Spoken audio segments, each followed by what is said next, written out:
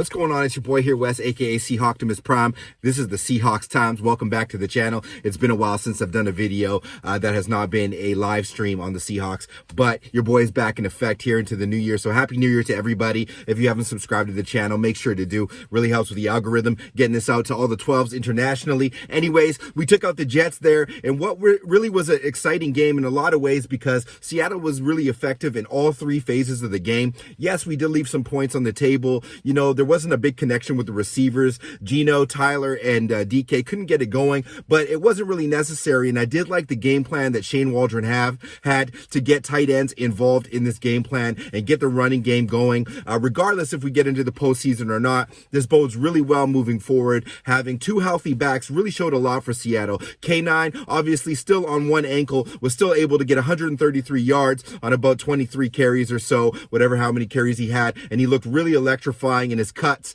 and it really excites me going forward for this team because K9 is definitely a top 5 running back in this NFL, at least talent-wise, if not statistically. The talent is there. I can see it. If we just continue to improve our run blocking and, that kind of thing going forward, this team is going to be dynamic and dangerous. Perhaps we can get Rashard Penny back on a team-friendly deal. DJ Dallas looking really good as well when healthy. So that's really awesome for the future because you could see how different this team was with a running game. It really took a lot of pressure off of the defense. The defense was fresh.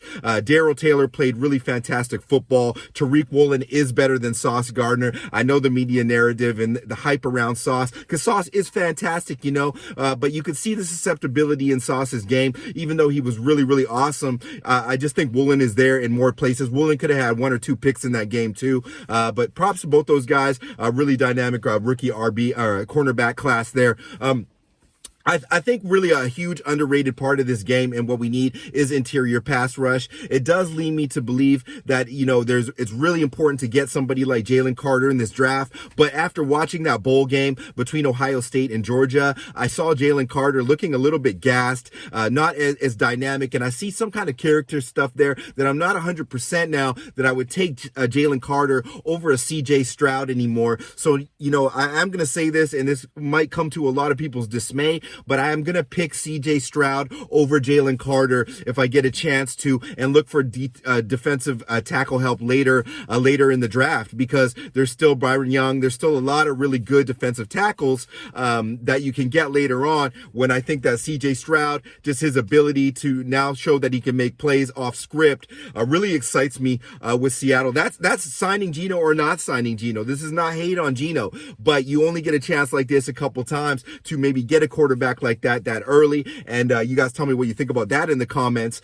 Some other really good highlights about this Jets matchup was that Seattle was able to really clamp down on run defense, even with Jordan Brooks leaving. Jordan Brooks, prayers up for you with the ACL.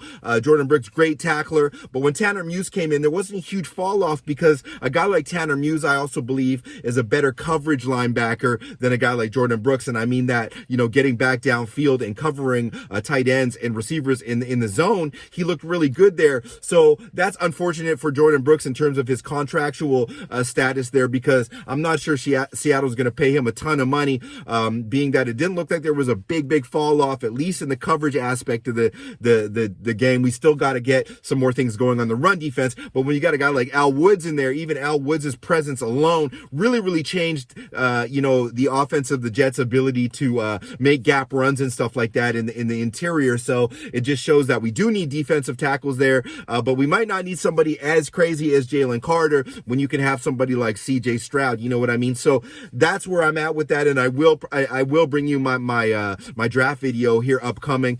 Moving forward, I'm upset about the fact that Green Bay and the Lions games get flexed to the Sunday Night Football game. I heard Brandon talk about this too, Brandon Nelson. For the first time in decades, of course, the NFL is going to favor Green Bay. They want to see Aaron Rodgers there in the playoffs and stuff like that. but my hopes is that Dan Campbell and those Lions, regardless if we win or not, and they're into the playoffs or not, really puts the fight to the Green Bay Packers, because that's a divisional rivalry they have there, and I know that would give their team great momentum going into the next season, whether they're in a wild card spot or not. So hats off to Detroit, and I hope you guys can go out there and ball out, but we got to take care of business against the Rams, and it'll be interesting to see if McVay puts his pedal to the metal in a game where if they win, it just hurts their draft position. So that's a really interesting game moving forward.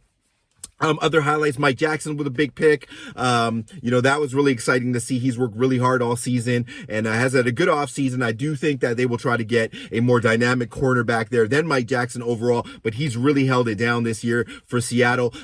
Abrams, he's not the best in coverage, but he looks really good and on the ball and tackling, has really helped this team. So that was a nice signing as well. And we really got to look at all the positive of this team. We're really kind of playing with like a ragtag kind of lineup. We do have some dynamic kind of players out there, but it's overall like our team is kind of like patched together. It's really a patchwork team, bringing up practice squad guys all season. Mabry with a TD there, and it really shows well to Seattle's development of their practice squad players and internal talent to come in and be able to play and know the offense and know the playbook. Geno Smith with another really good game. He had some hiccups there in that game, but he looked really strong against a really good pass defense, making some great plays on the go and on the fly, and I love to see that out of Geno Smith. Overall, this has so far been a really great year for the Seattle Seahawks, who were supposed to be, a 2 to 4 win team or whatever, and fighting at the end for a wild card spot. It would have been nice to beat one of those NFC South teams and be a shoo into the playoffs here, but it is what it is, considering all things that this team went through in the offseason, during the season, the injuries here late in the season. This looks really good. If Seattle can get to 9 wins, whether they are in the playoffs or not, I am very proud of this team and what Pete Carroll and this staff have been able to do, and the players for not giving up, not caving in against all odds. Now, you guys tell me what we should do here moving forward in the draft. Let's have some conversations about that. Who should we be picking? Should we stick to the Jalen Carter, Will Anderson plan? Should we look at maybe trading back down after taking a Jalen Carter and trading up again at the next pick to get ourselves a Will Levis, to get ourselves an Anthony Richardson? You guys tell me. It's been a while, but it's great to be back here. Much love and go Hawks.